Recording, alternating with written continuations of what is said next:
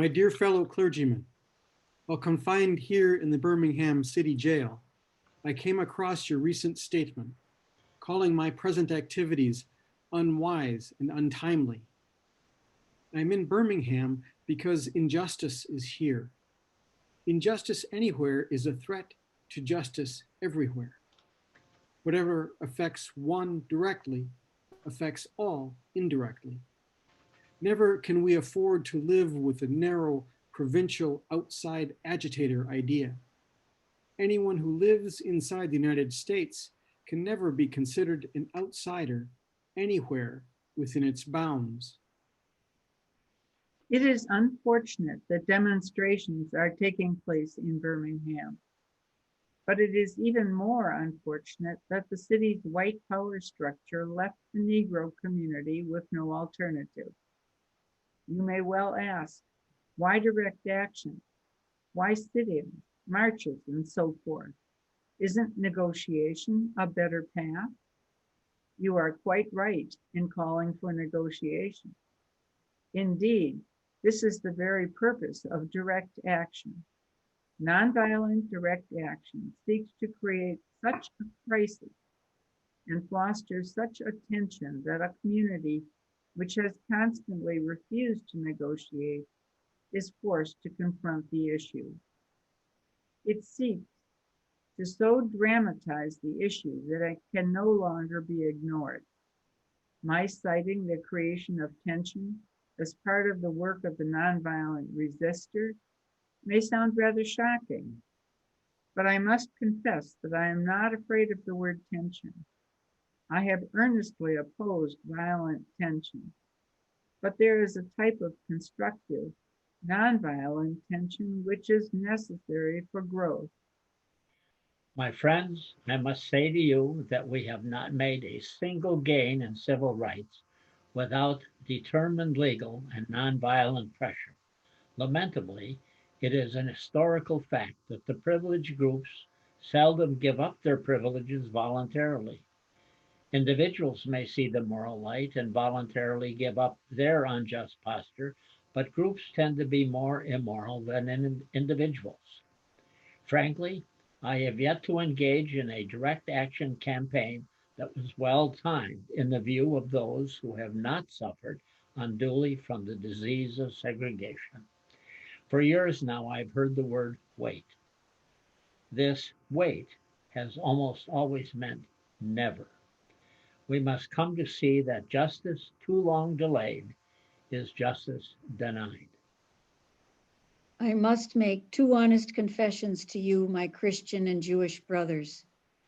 First, I must confess that over the past few years, I have been gravely disappointed with the white moderate. I have almost reached the regrettable conclusion that the Negro's great stumbling block in his stride toward freedom is not the white citizens' counselor or the Ku Klux Klanner, but the white moderate, who is more devoted to order than to justice, who prefers a negative peace, which is the absence of tension, to a positive peace, which is the presence of justice, who constantly says, I agree with you in the goal you seek, but I cannot agree with your methods of direct action, who paternalistically believes he can set the timetable for another man's freedom, who lives by a mythical concept of time, and who constantly advises the Negro to wait for a more convenient season.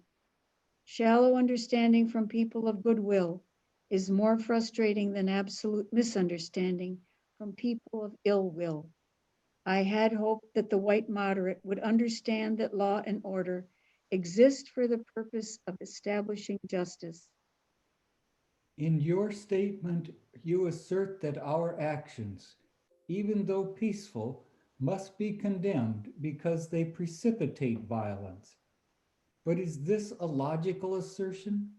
Isn't this like condemning a robbed man because his possession of money precipitated the evil act of robbery? I had also hoped that the white moderate would reject the myth concerning time in relation to the struggle for freedom. More and more, I feel that the people of ill will have used time much more effectively than have the people of goodwill. We will have to repent in this generation, not merely for the hateful words and actions of the bad people, but for the appalling silence of the good people. Human progress never rolls in on wheels of inevitability. It comes through the tireless efforts of men willing to be co-workers with God. And without this hard work, time itself becomes an ally of the forces of social stagnation. In the midst of a mighty struggle to rid our nation of racial and economic injustice, I've heard many ministers say those are social issues in which the gospel has no real concern. There was a time when the church was very powerful, and the time when the early Christians rejoiced at being deemed worthy to suffer for what they believed in. In those days, the church was not merely a thermometer that recorded the ideas and principles of popular opinion. It was a thermostat that transforms the mores of society. Things are different now. So often, the contemporary church is a weak, ineffectual voice with an uncertain sound. So often, it is the arch defender of the status quo. But again, I am thankful to God that some noble souls from the ranks of organized religion have broken loose from the paralyzing chains of conformity and join us as active partners in the struggle for freedom. Their witness has been the spiritual salt that has preserved the true meaning of the gospel in these troubled times. Before closing, I feel impelled to mention one other point in your statement that has troubled me profoundly. You warmly commended the Birmingham police force for keeping order and preventing violence.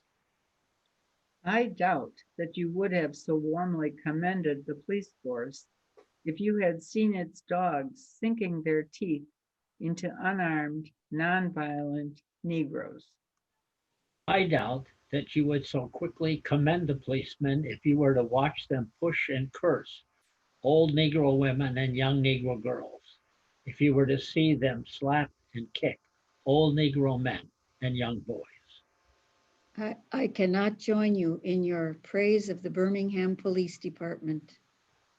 I wish you had commended the Negro sit-inners and demonstrators of Birmingham for their sublime courage, their willingness to suffer, and their amazing discipline in the midst of great provocation. Let us hope that the dark clouds of racial prejudice will soon pass away and the deep fog of misunderstanding will be lifted from our fear-drenched communities. And in some not too distant tomorrow, the radiant stars of love and brotherhood will shine over our great nation with all their scintillating beauty. Yours for the cause of peace and brotherhood, Martin Luther King, Jr.